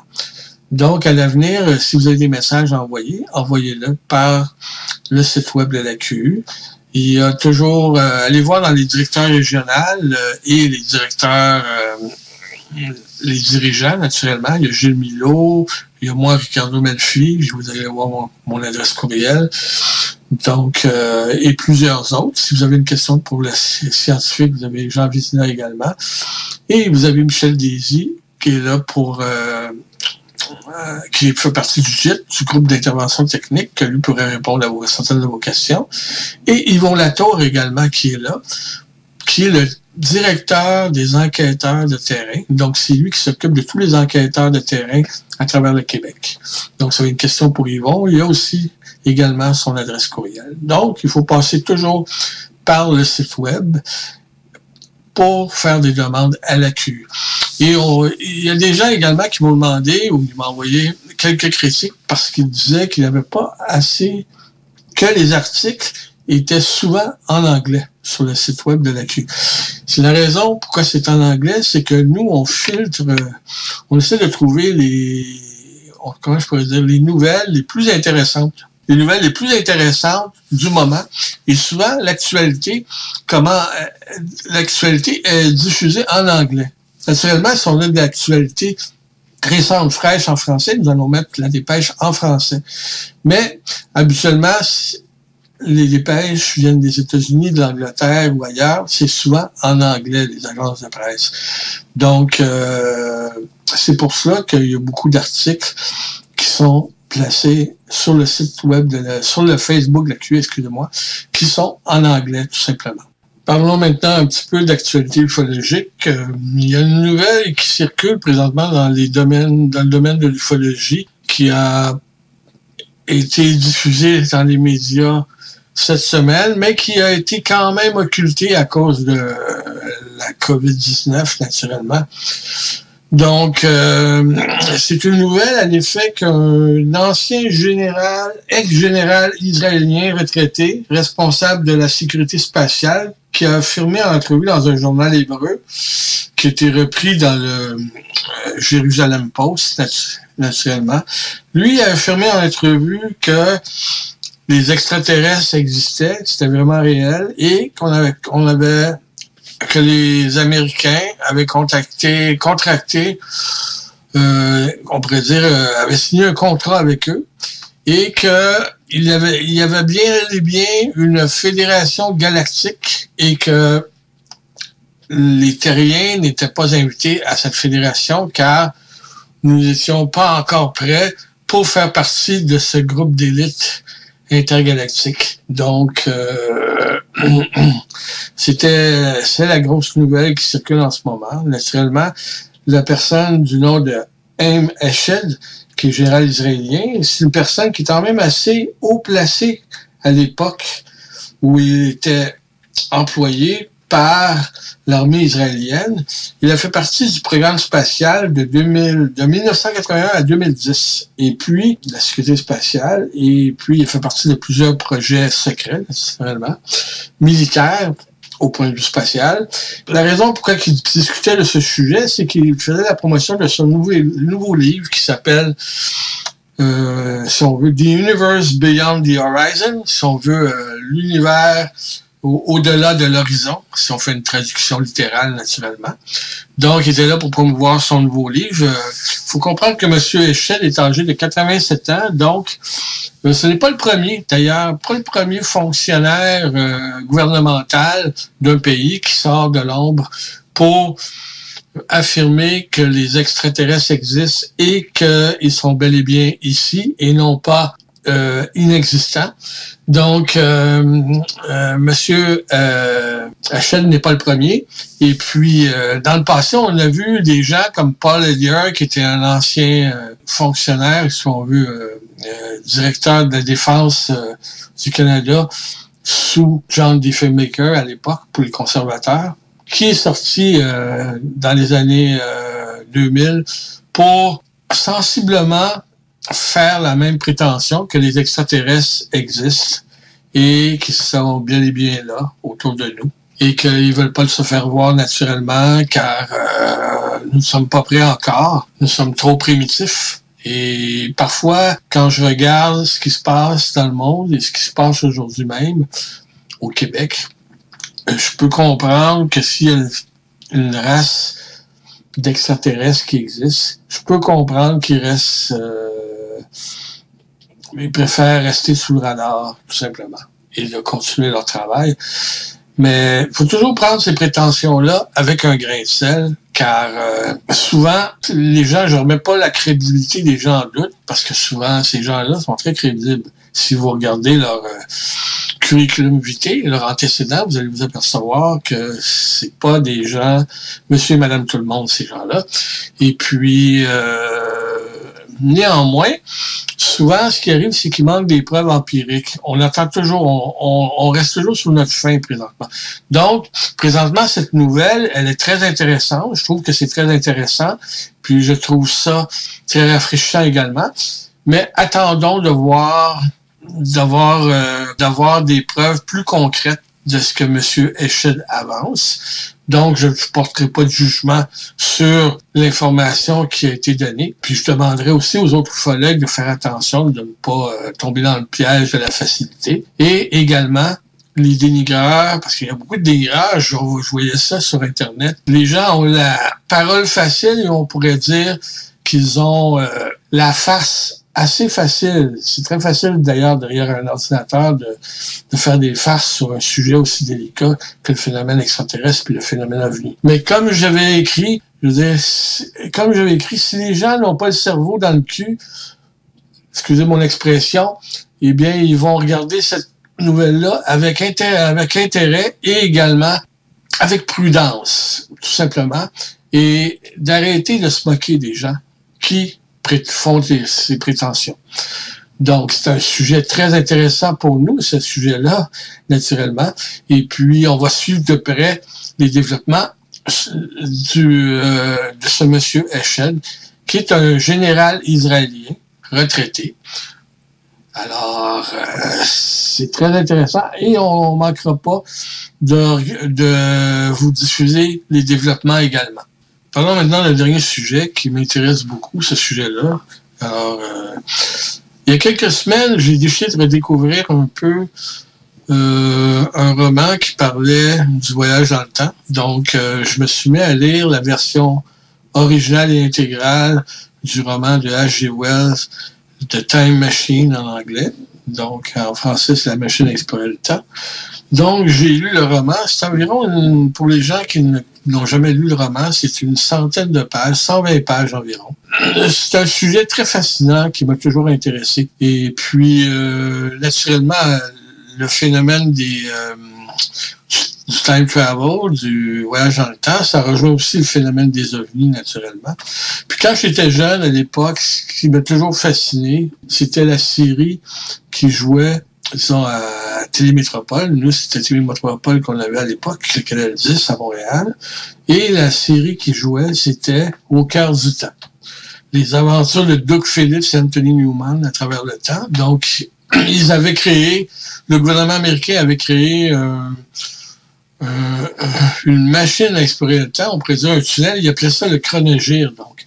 Et à chaque semaine, les deux savants se retrouvaient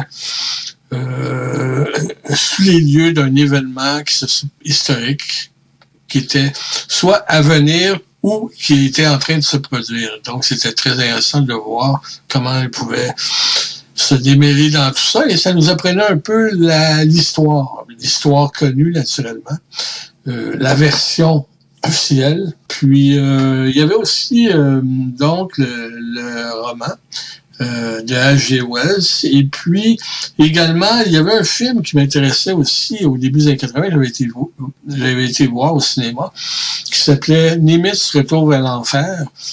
Et puis, en anglais, c'était The Final Countdown. C'était l'histoire d'un porte-avions dans l'Atlantique. Et puis, ce porte-avions, je crois que c'est dans l'Atlantique ou le Pacifique, je pourrais pas vous le dire exactement, c'est longtemps que j'ai vu le film. Et puis, ce porte-avions-là s'appelait le Nimitz, et il avait passé à travers un nuage, puis se retrouvait durant les années 40, durant la Deuxième Guerre mondiale. Donc, c'est un film qui était très intéressant. Donc, c'est un sujet qui me touche beaucoup. En 2010, j'avais été sollicité pour participer à un long-métrage de l'ONF et documentaire, puis qui s'appelait Autoportrait sans moi. À cette époque, ils avaient besoin d'un ufologue, donc ils m'avaient sollicité et j'avais accepté de participer. Donc, c'était de la manière ça fonctionnait. Il y avait un intervieweur qui était hors champ et posait des questions auprès des participants. Puis, il y avait environ 50 participants. Donc, chaque participant était devant, tour à tour, je veux dire, était devant un paravent.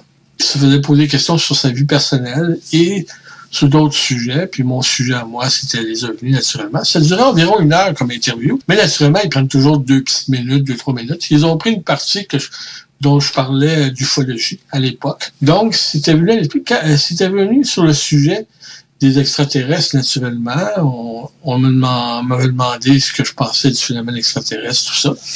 Puis, j'avais amené ma théorie à moi, personnelle, ce que je crois. On y adhère ou on n'y adhère pas. Tout le monde est libre. Moi, personnellement, je leur avais dit que si les extraterrestres, s'ils existent, s'ils n'avaient pas détruit la planète encore, c'est parce qu'ils venaient probablement de notre futur. Parce que en nous détruisant, donc, ils se détruisaient eux-mêmes. Je leur avais raconté que je croyais probablement qu'ils viennent de notre futur, mais ils ne viennent pas de notre futur immédiat. Ils venaient probablement 1000 ans en avance sur nous, ou 1 million d'années en avance sur nous. Donc, ils voyageaient dans le temps. D'ailleurs, quand on regarde dans l'histoire, toutes les descriptions d'ovnis se ressemblent, que ce soit au 15e siècle, 16e siècle, 18e siècle. Il y a beaucoup de similitudes dans ce phénomène-là, dans les descriptions. Naturellement, les mots et les références culturelles sont différentes, mais ça reste quand même des descriptions assez inusitées, tout simplement. Donc, c'est un sujet qui m'intéressait beaucoup, le phénomène de voyage dans le temps. Moi, je crois beaucoup à ce phénomène. Je crois que les gens peuvent voyager dans le temps, mais on n'a pas encore réussi à faire suivre. On peut voyager dans le temps au point de vue de l'esprit, mais non du corps. Donc, le défi serait de téléporter le corps en même temps que l'esprit. Donc, d'avoir un impact sur la réalité où nous sommes. Donc, ce serait ça le défi dans le futur. Naturellement, il y a des prétentions de gens qui affirment avoir construit des machines, d'avoir participé à des projets. Mais ça, c'est une autre histoire. On pourrait en parler longuement, naturellement, dans une prochaine émission de la QU. Voilà, c'est un sujet qui me passionne beaucoup, qui va susciter probablement des interrogations chez les gens et qui va amener à lire quelques ouvrages naturellement. Donc, je vous suggère ce sujet-là. Puis, j'espère que vous allez vous y intéresser, car je crois que le phénomène ovni touche ce phénomène-là, le phénomène extraterrestre, le phénomène du voyage dans le temps, plus que le phénomène interstellaire. En tout cas, c'est ma conviction personnelle. Bon, eh bien, en terminant, j'aimerais offrir mes vœux les plus sincères à tout le monde, tous les gens dans le domaine de l'ufologie, lâchez pas, continuez vos recherches, et continuez à chercher, puis continuez à être crédible et à être intelligent, naturellement. Et à tous les gens qui ont affronté la COVID-19 et dont ont à subir les différentes mesures sanitaires, eh bien, je vous donne beaucoup d'amour, beaucoup de courage, puis j'espère que vous n'allez pas lâcher et que vous allez passer quand même un beau Noël puis des belles fêtes. Ne laissez-vous pas décourager et puis pensez à votre prochain. C'est très important. Moi, je me promène souvent en ville à Montréal, puis quelquefois, je donne de l'argent à des gens qui sont sans abri, des gens qui ont presque rien.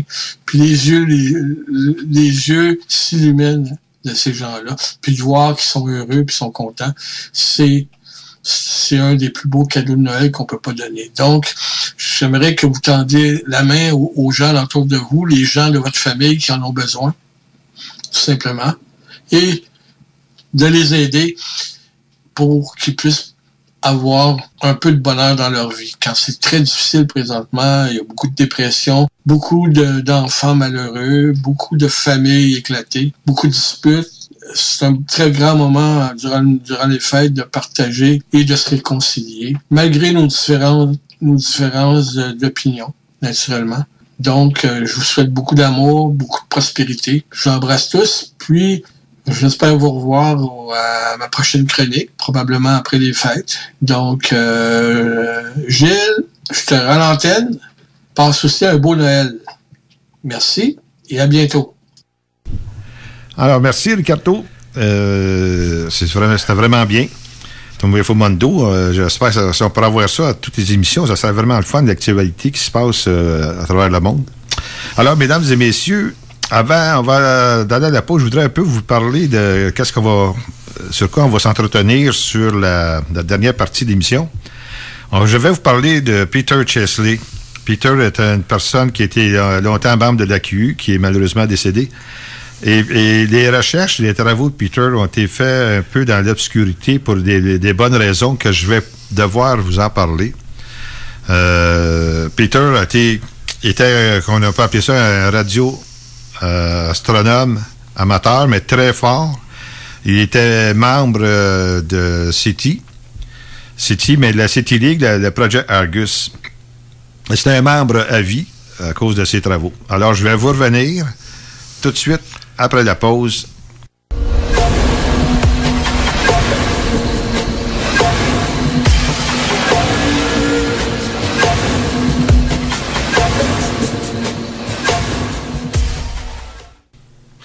Bon, nous sommes de retour encore, une fois pour la dernière partie de cette émission.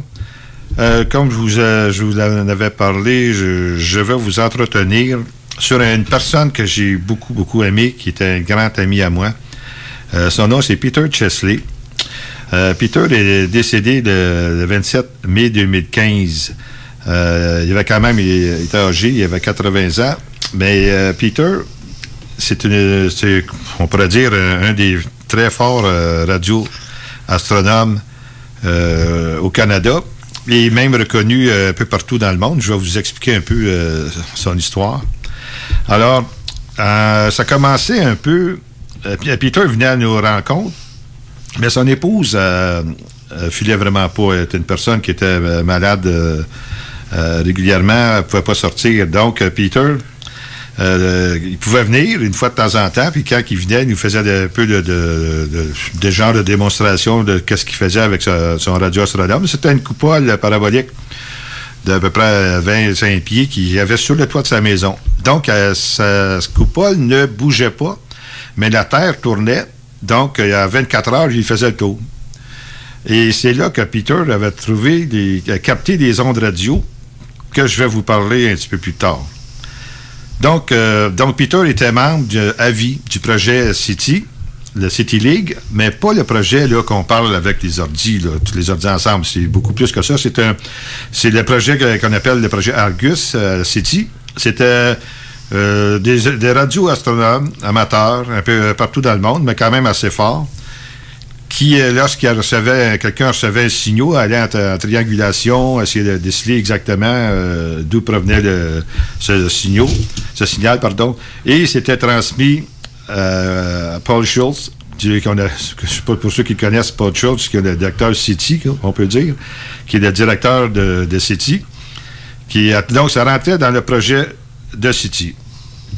Pour revenir, Paul aimait beaucoup, c'est Dr. Paul Schultz aimait beaucoup Peter. Parce que Peter faisait du travail vraiment remarquable. Moi, j'ai vu un courriel que Dr. Paul Schultz avait envoyé à Peter, le félicitant de son travail, parce que Peter avait fait quelque chose de vraiment, comment dirais-je, tout nouveau. C'est qu'il avait transformé les ondes radio qu'il recevait en ondes, en musique. Alors, il avait établi un genre je pourrais dire, une procédure, comment faire, et cette procédure-là avait été transmise à City, au projet Argus, mais ça avait débordé pas mal le projet parce que c'était venu aux oreilles de plusieurs universités américaines et même de l'Académie des sciences de Moscou. Peter a été invité à se rendre à ces endroits-là pour expliquer comment ça fonctionnait. Et surtout, les gens de la Russie, de l'Académie des sciences, étaient extrêmement, je dirais, intéressés à parler à Peter. Mais moi, personnellement, j'ai vu les demandes qui ont été faites par écrit. Donc, je peux confirmer que c'est une réalité. Mais malheureusement, Peter, à cause de son épouse qui était excessivement fragile et malade, ne pouvait pas se déplacer. Alors, à l'époque, des conférences vidéo, c'était pas aussi populaire que celle-là aujourd'hui. Alors, Peter restait là, mais il me confiait à moi pas mal tous ses travaux. Je le rencontrais régulièrement, soit chez lui, ou bien sur le café chez Tim Horton sur la 13, l'autoroute 13, et on discutait de ses travaux. Et quelque chose qui est bon à souligner aussi, c'est que Peter, avec Guy Jasmin, à l'époque, était notre responsable, on peut dire un peu scientifique, surtout du côté astronomie. C'est lui qui faisait le ciel du mois. Alors, Guy Jasmin avait travaillé étroitement avec Peter. Je vais vous dire un peu comment ça fonctionnait. C'est que, mettons, Peter recevait... pas mettons. Je vais vous donner exactement ce qui s'est passé et que ça a fait fureur à l'époque. Je pense que c'était aux alentours de 2008.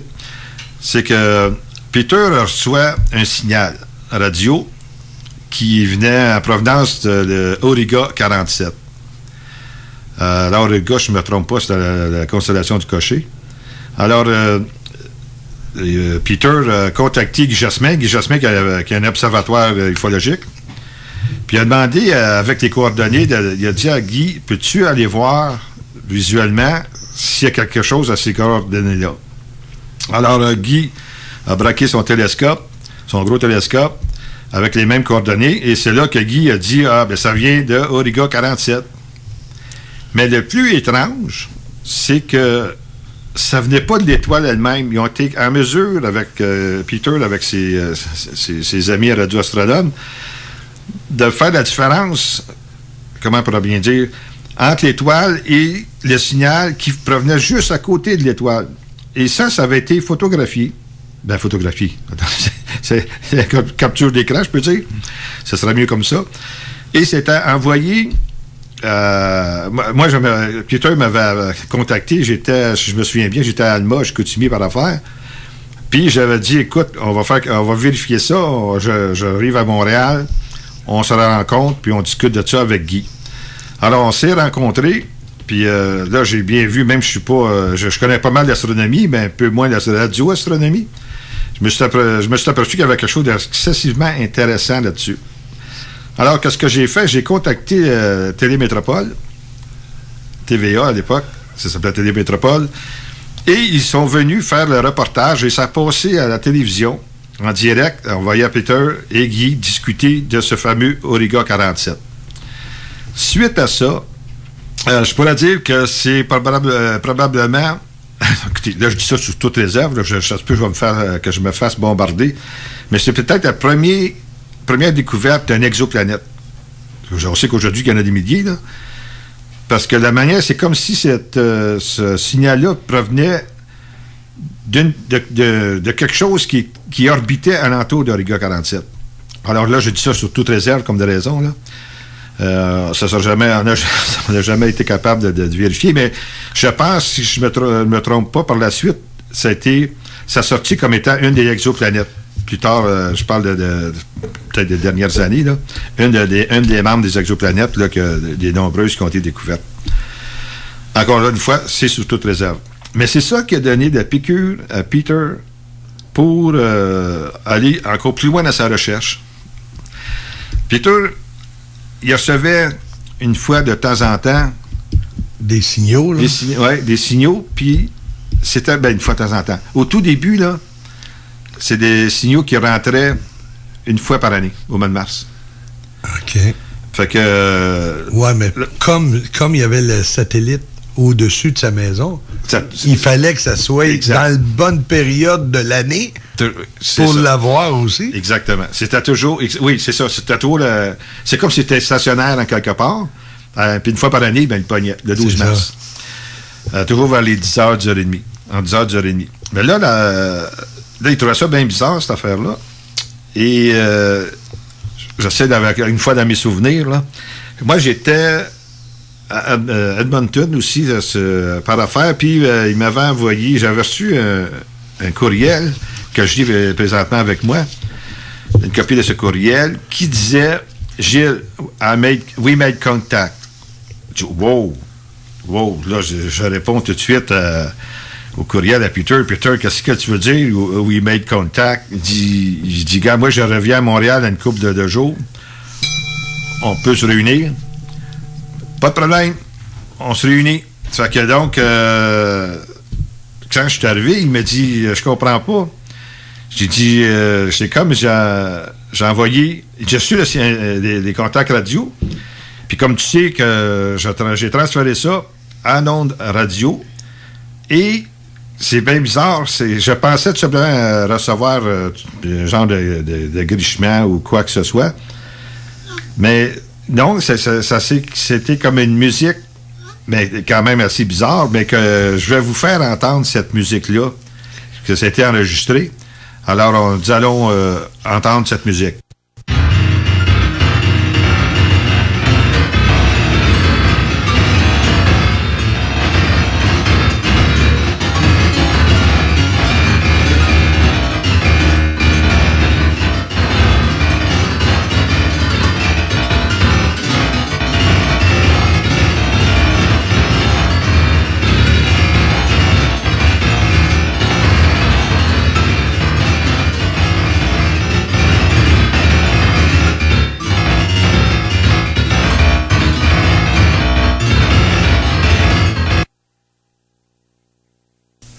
Hey Gilles, ça ressemble beaucoup à du midi. D'après moi, qu'est-ce qu'il a fait, c'est qu'il a pris ces signaux qui viennent de l'espace et il a comme converti ça en midi. Il a envoyé ça dans un synthétiseur qui justement, qui prend ces signaux-là comme un peu digital et ça traduit en musique. Qui transforme en musique. Oui. D'après moi, ça peut être ça, mais je suis vraiment pas... Lui, c'est un grand musicien en plus, là. C'était son deuxième gros dada, la musique. Ben, c'est pour ça qu'il y avait un orgue chez eux. Tu devrais voir, André, l'orgue qu'il avait, ça n'a pas de bon sens. C'est pour ça qu'il a travaillé en midi. Ouais, probablement. OK. T'es meilleur que moi là-dessus. Mais là, pour faire un peu la suite, qui devient quand même un peu plus intéressante, c'est que les signaux qu'il recevait une fois par année sont revenus une fois par mois. Oh! Oui, c'était vraiment spécial. Fait que là, Peter m'envoie... à l'époque, j'étais pas mal... je voyageais beaucoup par affaires. Puis là, il m'envoie encore d'autres courriels avec des tableaux, des ondes radio qu'il reçoit avec la partition musicale en bas, quand il fait ça en musique. Puis là, il me dit, écoute, mi-sérieux, comique, il y a des spaceships qui nous visitent. Puis là, il nous donne la latitude, la longitude des signaux qu'il reçoit. Un autre cas, il reçoit, Gilles, il dit, le mothership. Là, il y a encore une fois les signaux et la transmission en musique. Jusqu'à ce qu'ils me disent sur un courriel, j'ai dit, écoute, là, on est rendu là qu'il reçoit 7 signaux. Et par la suite, il reçoit... Attendez une seconde, là, j'ai lu ça devant moi. Non, c'est les 7 signaux, c'est d'accord. Donc, c'est plus un signal, là. C'est en plein ça, c'est du midi. C'est du midi, hein? Il travaille en midi. Good. Ben, je suis content. Même ça me dit pas, moi, ça ne dit pas grand-chose, mais je suis content. Bon. Mais là, ces fameux courriels qui contactent mail, puis rappelle-moi, puis toutes ces choses-là que je suis en train de regarder, j'ai pas besoin de vous dire là, que ça m'a mis, là, j'étais pas mal hâte de revenir à Montréal, d'où j'étais. Surtout ces fois-là, j'étais aussi encore une fois en Alberta. Donc, une fois rendu ici, on s'est assis, on a analysé ça, regardé ça, voir qu'est-ce qu'on peut faire. C'était une fois par mois, mais là, avec le temps, Peter commençait à envoyer lui-même, regardez bien ça, mettons, il y a un signal radio qui rentrait, bien lui, Peter, il prenait ce signal radio-là, il dit, au lieu de le recevoir comme on a entendu la musique, il a décidé que lui, il va renvoyer cette musique-là. Oh!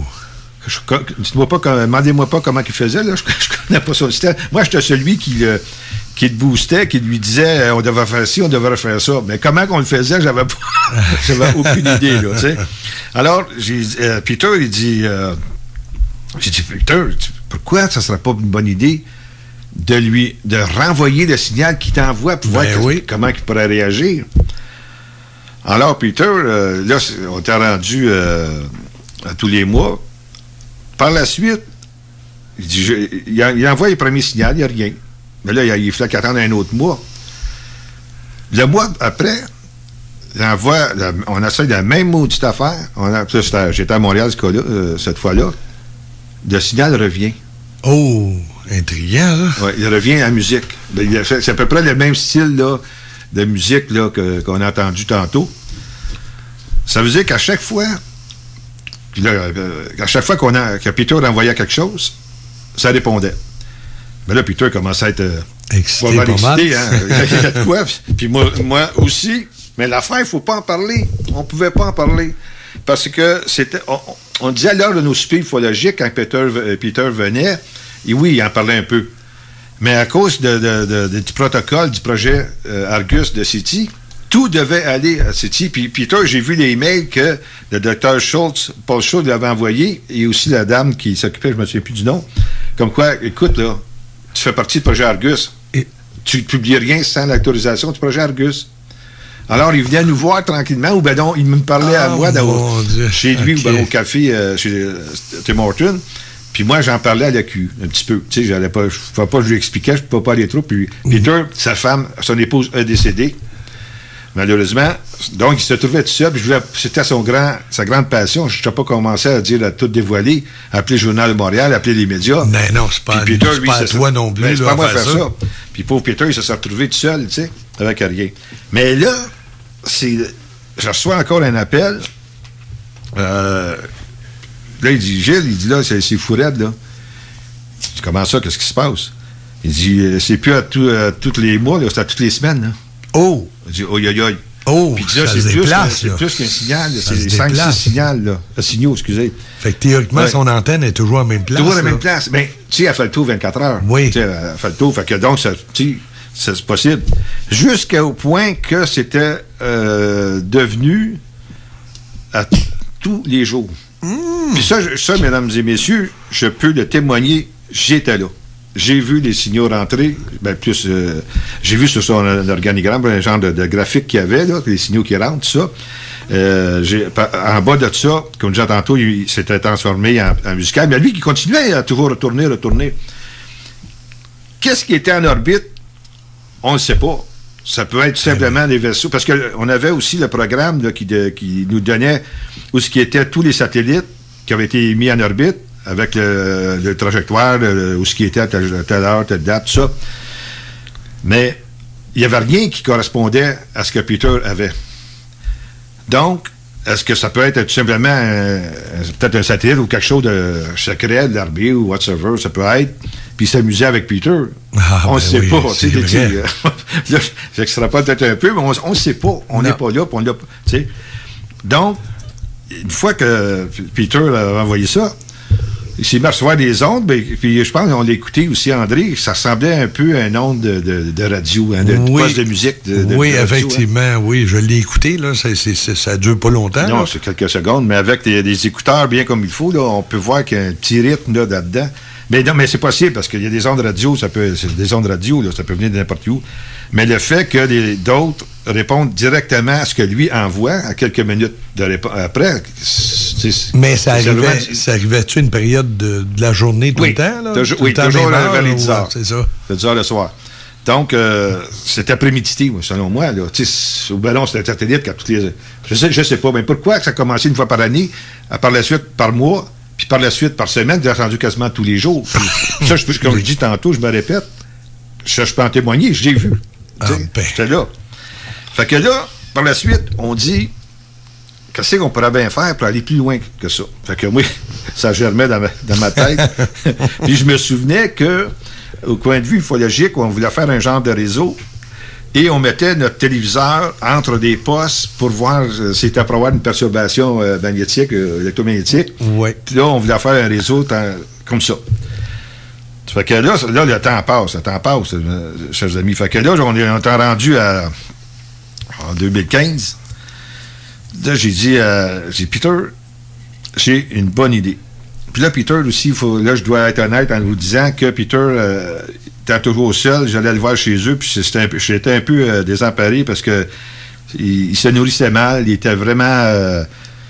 tu voyais qu'il était tout seul. Là, c'est ça, il avait perdu sa femme. Il a 80 ans, il était toujours soit dans un McDo, des places comme ça. C'est pas en bonne place. Non, c'est pas bonne place. Puis je savais qu'il y avait eu certains problèmes là,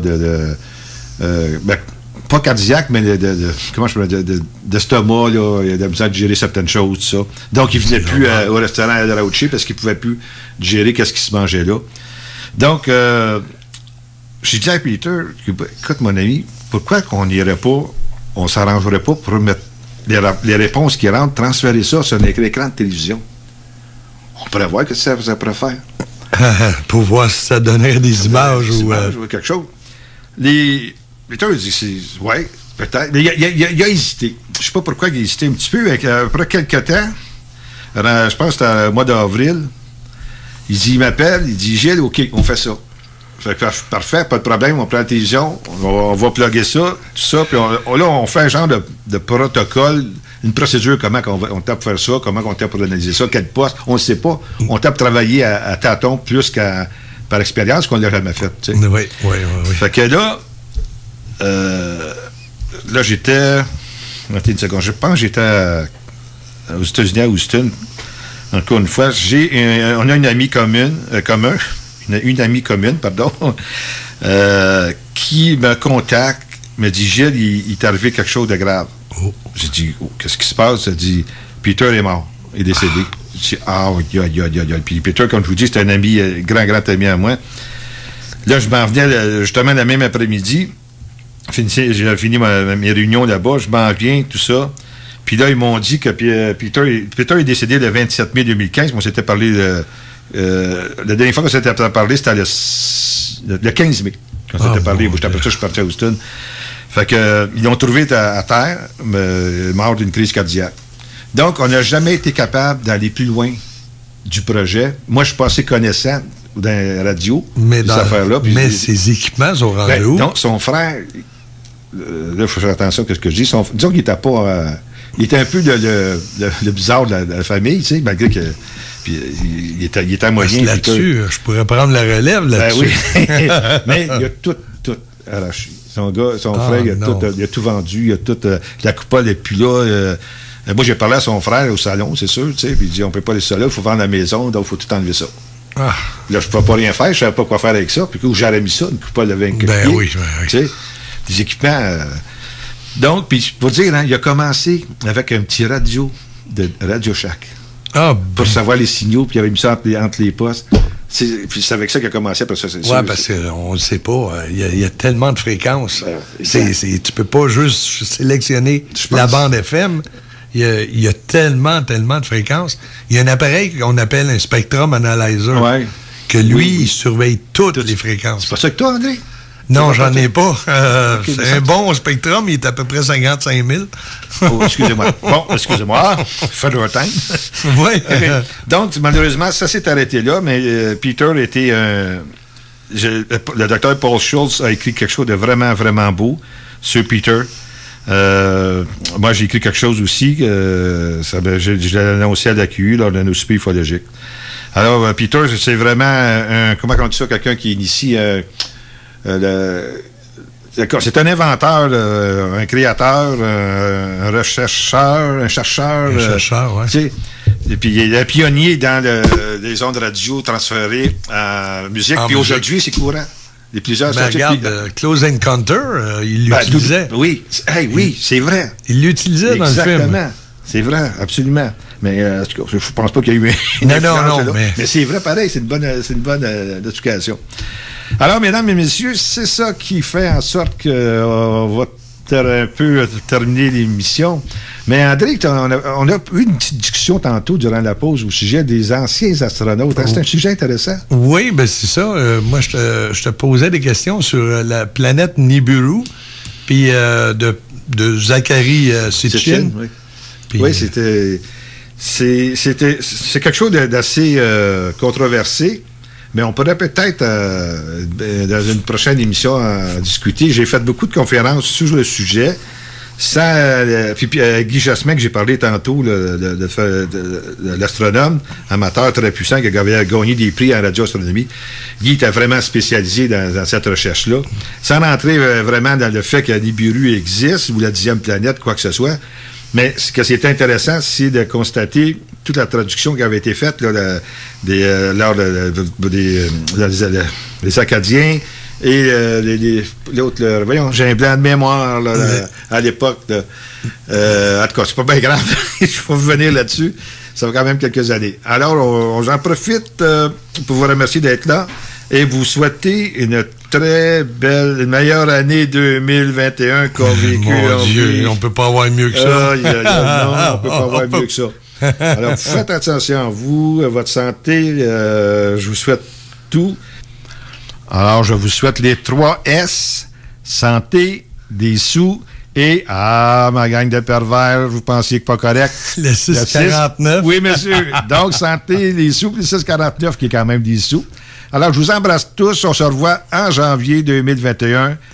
Et faites attention à vous. Passez de belles fêtes. Bye-bye. Pareillement de mon côté. Oui, André, salut. Bye-bye. Bye. Tout ce que vous avez entendu sera perdu à votre subconscient.